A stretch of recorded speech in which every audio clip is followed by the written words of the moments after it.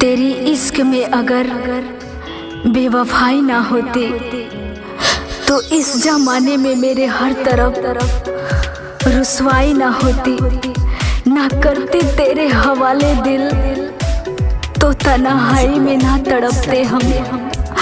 आज बुझती नहीं रोशनी राहों से और मेरी जिंदगी में ये तबाही ना होती, तबाही ना होती।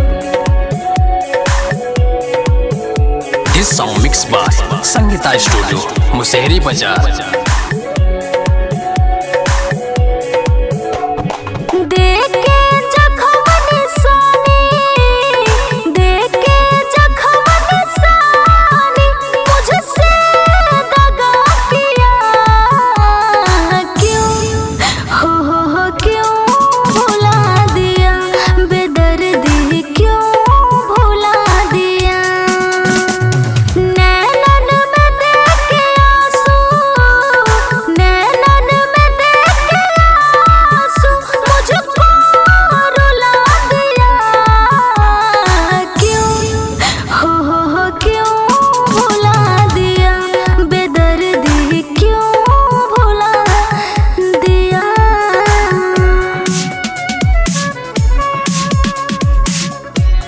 Music by Sidhu Tiwari.